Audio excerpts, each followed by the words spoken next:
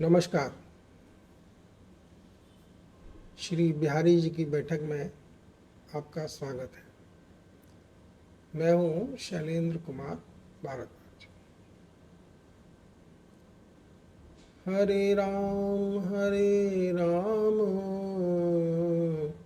राम राम हरे हरे, हरे कृष्ण कृष्ण कृष्ण हरे हरे। यह है हमारे मुखिया का नाम, जो इस मंत्र में 16 बार लिया गया है। हरि ही राम है और हरि ही कृष्ण है। यह इस मंत्र की उद्घोषणा है। और इस मंत्र की जो सिंप्लिसिटी है वो है कि इसमें कोई बीज मंत्र नहीं है। ऐसा कोई मंत्र नहीं है जिसके अंदर कोई शक्ति निहित हो। ये प्योर नाम जप है, भगवान का नाम पुकारता है और इसको किसी भी कंडीशन में, कहीं पर भी, किसी भी हाल में लिया जा सकता है। तो ये कलयुग का महिमा है। और कलयुग में होता क्या है कि क्योंकि हम लोग बहुत फंसे रहते हैं, इसलिए भगवान धीरे धीरे करके खुद ही हमारे पास आते हैं। बच्चे हैं ना हम उनके, तो उनको हमारी चिंता लगी रहती है कि कैसे ही हमको सही दिशा निर्देश दें, हम लोग सही दिशा में चलें। यही उनकी कामना रहती है। अब बताइए, तो अब भगवान की चर्चा में हम अब आपसे जुड़े हुए हैं। आप कहाँ बैठे हैं ये तो मुझे पता नहीं, लेकिन कहीं भी हैं आप, हम भगवान की चर्चा में बैठे कर सकते हैं। ये भी ऊपर वाले की खासियत है, हमारी आज के समय की खासियत है। तो हम पहले बात करते हैं अपने मुखिया की। हमारे मुखिया, जिनको मैं भगवान श्री कृष्ण मानता हूँ, वो मुखिया भी हैं और गुरु भी हैं। गुरु मीन्स वो दिशा निर्देश भी देते रहते हैं। अभी कल की बात थी, बोले देखिए ये गीता का बड़ा क्लिष्ट ज्ञान है। गीता के ज्ञान को अपने जीवन में उतारना इतना आसान तो है नहीं। पहले तो गीता को समझना इतना मुश्किल है, फिर गीता के ज्ञान को अपने जीवन में उतारना बड़ा मुश्किल है। तो ये मुश्किल कार्य है। तो कहते हैं देखो, मैं तुम्हें एक बड़ा सिंपल फार्मूला बताता हूँ, तुम बच्चे बन जाओ। हाँ, थोड़ा आश्चर्य की बात है, बच्चा कैसे बन जाऊं? बोले सब तो मन में है ना, शरीर ही तो तुम्हारा उम्र दराज है, बाकी तो मन तो तुम्हारा ऐसा ही है जैसे बचपन में था। तुम्हारे मानने का खेल है। अभी तो अपने आप को बड़ा समझते हो, अभी बच्चा समझना शुरू कर दो। तो मैंने पूछा इससे क्या होने वाला है? बोले देखो, हमारे जीवन में दो बड़े महत्वपूर्ण अंग होते हैं या कर्म होते हैं। एक कर्म होता है डिसीजन मेकिंग और एक कर्म होता है एग्जीक्यूशन, एक्शन। तो बोले डिसीजन मेकिंग और बेकार है जब तक उसमें एक्शन ना हो, और एक्शन बगैर डिसीजन मेकिंग के हो नहीं सकता। तो अभी ये दोनों जिम्मेदारियां तुमने अपने ऊपर ले रखी हैं, इसलिए तुम परेशान भी हो सकते होगे, तुम पशु में भी पड़ते होगे। जब भी डिसीजन लेने का नंबर आता होगा तुम सोचते होगे, क्योंकि हर डिसीजन मेकिंग में कुछ ऑप्शंस होते हैं। तो जब भी डिसीजन मेकिंग करोगे तो कई ऑप्शंस तुम्हारे सामने होंगे। अब तुम उसमें विचार करोगे, विमर्श करोगे, संकल्प देखोगे, विकल्प देखोगे, क्या उचित है, क्या अनुचित है, क्या करूं, क्या ना करूं। तो काफ़ी कुछ समय तो तुम्हारा डिसीजन मेकिंग के में ही खप जाएगा। और उसके बाद फिर एक्शन में आओगे। तो काफ़ी ऊर्जा तुम्हारी डिसीजन मेकिंग में ख़त्म हो चुकी होगी। फिर तुमको हर समय जब तुम एक्शन ले रहे होगे तुम्हें अपने डिसीजंस का आभास होता रहेगा, फिर तुम सोचोगे मैंने सही किया, मैंने गलत किया। एक्शन लेते समय अगर कोई भी त्रुटि होगी तो तुम्हारे मन में शंका भाव होगा, यार ये गलत हो गया, ऐसा ना करता, ऐसा करता तो अच्छा था। तो ये तुम्हारे जीवन का एक अहम हिस्सा बन जाता है। तुम कुछ भी काम करोगे तब भी परेशान रहोगे, और कुछ ना करोगे तब भी परेशान रहोगे, क्योंकि फिर कुछ नहीं करोगे तब भी मन में लगा रहेगा, यार टाइम कैसे पास करूं, फिर उसमें भी ये तुम्हारा पीछा नहीं छोड़ने वाला है। ये दोनों एक एसेंशियल पार्ट ऑफ लाइफ है। हमारे जीवन के ये दो बड़े महत्वपूर्ण अंग हैं जिसमें हम डिसीजन लेते हैं और एक्शन लेते हैं। भले ही जब हम खाली बैठ जाएंगे तो एक्शन कम लेंगे, लेकिन डिसीजन तो हम तब भी लेते रहेंगे। राजनीति की चर्चा करेंगे उसमें भी डिसीजन लेंगे कि भाई उसने अच्छा किया, उसने बुरा किया। हमारा ये पीछा छोड़ने वाले नहीं है, ना डिसीजन मेकिंग हमारे पीछे छोड़ने वाला है, ना एक्शन हमारे पीछे छोड़ने वाला है। और इन दोनों के बीच में हम फंसे रहते हैं। हमारी ऊर्जा का क्षय भी होता रहता है, सफलता असफलता के अंतर्द्वंद में हम फंसे रहते हैं। तो इसलिए गीता के माध्यम से या गीता के ज्ञान का जो निचोड़ है वो यही है कि तुम बच्चे बन जाओ, बच्चे बन जाओ। वो भी हंस पड़ते हैं जब हम ऐसे बात करते हैं, तो बोले देखो जब तुम बच्चे थे ना, छोटे थे, तो तुम्हारे घर के मुखिया होती थी तुम्हारे पिताजी। ये चिंता पिताजी को करनी होती थी कि क्या डिसीजन लेना है, क्या काम कर, क्या करें क्या ना करें। सब चिंता फिक्र घर की पिताजी करते थे, और घर की पूरी देखभाल माताजी करती थी।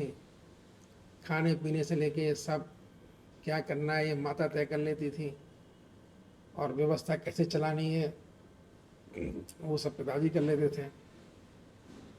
तुम्हारा काम कितना होता था, तुमको कहा जाता था, पिताजी कहते थे ये कर लो, ये कर लो, ये कर।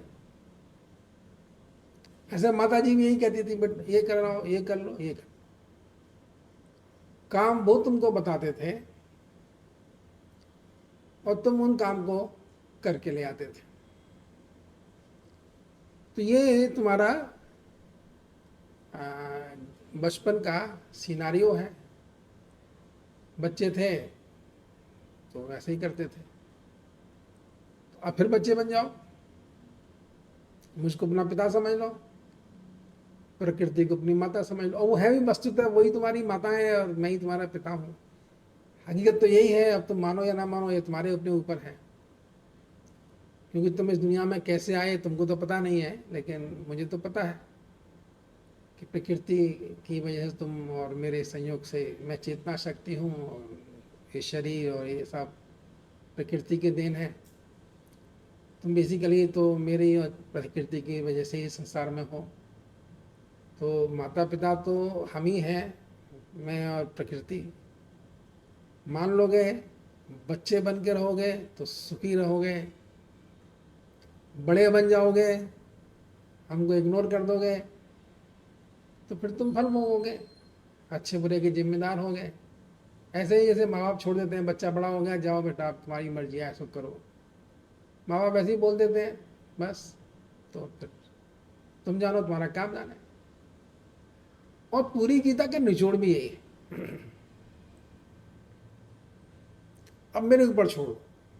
गीता में भगवान यही कहते हैं कि मेरे ऊपर छोड़ो, तुम सिर्फ कर्म करो, तुम्हारा काम है सिर्फ कर्म करना। फल क्या मिलेगा, अच्छा मिलेगा बुरा मिलेगा, ये सब तो तुम्हारे हाथ में नहीं, मेरे ऊपर छोड़ दो। तो गीता का वस्तुतः निचोड़ यही है कि बच्चे बन के रहो। परमपिता परमात्मा, हरि, कृष्ण, जो भी आप नाम दें, उनको पिता तुल्य समझो। प्रकृति माता है, तुम्हारा भरण पोषण सब प्रकृति से ही होता है, इसलिए उनको माँ सदस्य समझो। और दोनों दोनों के ऊपर छोड़कर जो काम तुम्हारे सामने है उसको करते रहो, जो तुमसे कहा जाए ये कर लो वो कर लो। मैंने कहा, पूछा जी आप कहोगे क्या, हमें क्या करना, आप कहते तो है नहीं। बोले तुम्हारे साथ प्रॉब्लम क्या है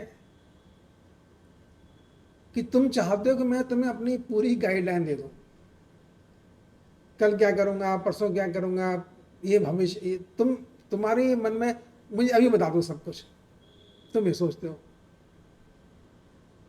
और मुझे पता है कि अभी तुम्हारे बताना तुम्हारे लिए हितकर नहीं है, तुम सिर्फ उतना जान लो जितनी तुमको आवश्यकता है। अब जिसके तुम्हें आवश्यकता नहीं उसके बारे में क्यों जानने की चेष्टा करते हो। इसलिए शांत भाव से तुम्हारे सामने अभी जो कर्म आ रहा है ना, अभी तुम्हारे मन में खुद आ जाएगा ये करना है। अरे हमने कहा अपने आप आ जाएगा। बोले तुम यही तो नहीं जानते हैं, तुम्हारे मन में जो विचार आते हैं, जो भाव आते हैं, कहाँ से आते हैं, यही तो मैं ही भेजता हूँ ना। अभी तुम्हें ये करना है तो ये करो, जब ये कर लोगे तो तुम्हें अगला काम मैं बता दूंगा ये करो, फिर तुम्हें अगला काम बता दूंगा मैं करो। तुम क्यों ये पीछे पड़ते हो कि तुम पूरी रूपरेखा बता दो। गलती है अपनी, इससे चुप हो जाते हैं। फिर एकदम समय ख्याल आता है कि जब हम किसी भी छोटे हो या बड़े संस्थान के जब हेड होते हैं, मुखिया होते हैं, तो हम भी अपनी सब बातें कहाँ किसी को बताते हैं। हम तो सिर्फ आदेश ही देते हैं ना। जो भी हमारे सबॉर्डिनेट होते हैं, जो हमारे अधीन काम करते हैं, जो हमारा काम करते हैं, हम उनको यही तो कहते हैं तुम ये कर लो, तुम ये कर लो। हमने ये थोड़ा बता दें तुम ये क्यों करो, मैं ये कर लो। वो करते हैं, उनका काम यही करना है, जो कहा जाए उतना करो। और वस्तुतः वो धीरे धीरे करके 70% केसेज में उनको जो बोला जाता है वो उतना ही काम करते हैं, आगे काम नहीं कर पाते। तो अब ये तो बात वही हो गई कि मैं तो ऊपर वाले झगड़ना चाहता हूँ, इसका मतलब तो हमें उनको सबॉर्डिनेट बनाना चाहते हो। हमारी कोई इच्छा ही नहीं है, हमारी कोई बुद्धि नहीं है, जो तुम कहोगे सोई करें। अरे अपनी दिमाग तुम्हें लगाने दो ना, हमें अपना मालिक तो बनने दो। बोले मैं तुम्हें रोकता नहीं, बन जाओ अपने मालिक, बनो। मैं कब रोकता हूँ, बनो तुम, चलो जाओ जो मर्जी आए करो।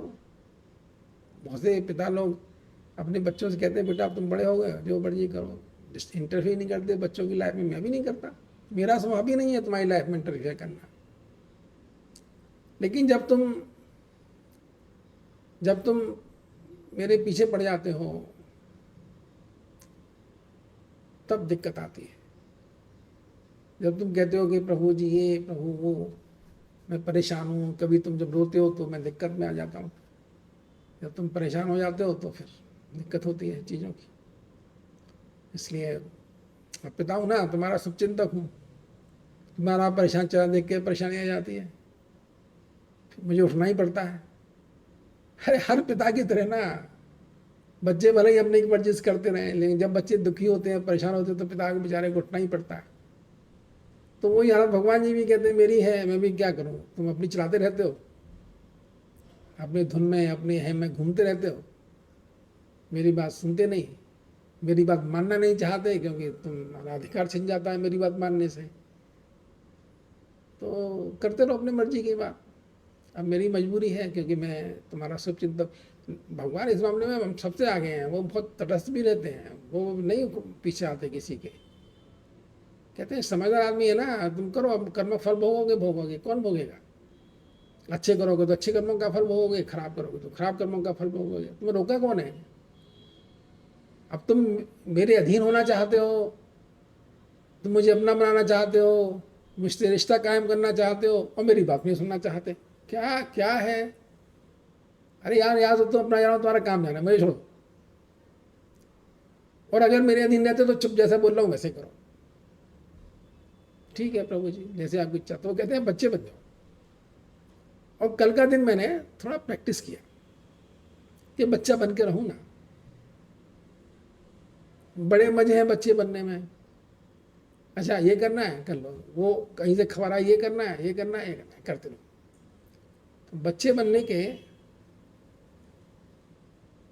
फायदे नजर आए। और गीता का एसेंस भी कुछ कुछ समझ में आ गया, 2-3 लाइन में, 4-5 लाइन में पूरी गीता समझ में आ गई। प्रभु मालिक,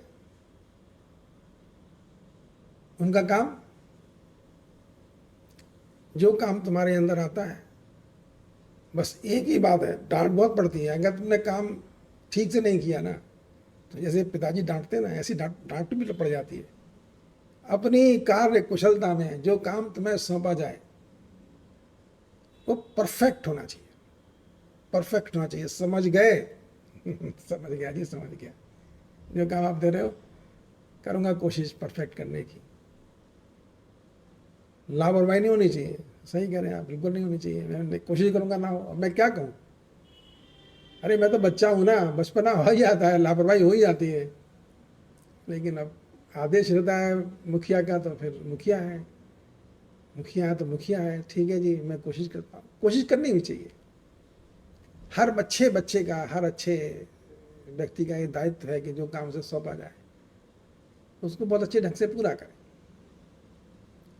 और हमें जो दिया गया है ना, जो हमें प्रकृति ने दिया है, बुद्धि दी है, मन दिया है, शरीर दिया है, इन तीनों में तालमेल बिठाना योग है। परफेक्शन करने के लिए, किसी भी काम को सही ढंग से अंजाम देने के लिए इन तीनों के बीच तालमेल बैठना बहुत जरूरी है। अगर ये तीनों अपने अपने हिसाब से चलते रहेंगे तो कैसे काम परफेक्ट होगा? वो कहेगा उधर जाओ, वो कहेगा उधर जाओ, वो कहेगा उधर जाओ। नहीं, योग का मतलब तीनों को एक सुर में लेके आओ, तीनों एक सुर में काम करें, एक लय में काम करें। इसकी प्रैक्टिस करो मिस्टर। जी सर, जी सर, ये प्रभु का आदेश है। मैं आपको ही पास ऑन कर देता हूँ, क्योंकि अब क्या कहें, हम भी प्रैक्टिस करते हैं कि ऐसे वो बोले हैं वैसे ही आपको बोल दें, क्योंकि कुछ हम अपना बोलेंगे तो गड़बड़ हो जाएगी। और उनकी दुनिया है, हम सब तो जाने वाले प्राणी हैं, आए हैं, मेहमान हैं। जो काम सौंपा जा रहा है तो ढसे ढंग से करें। जो काम जिसको सौंपा गया है, जो भी काम जिसको भी सौंपा गया है, वो सही ढंग से करे। इसमें ही सबका भला है। यही प्रभु का आदेश है। यही जो संसार का मुखिया है ना, उसका आदेश है। इसलिए मैं, आप, कोई भी जो इसको सुनना हो, एकदम सतर्क होकर बैठिए। जब काम के क्षेत्र में जाएं तो पूरा ध्यान कान पर रखिए, तीनों एक सुर में रखिए, भटकर ना आने पाए। तो ये योग है सर जी, ये कैसे होगा?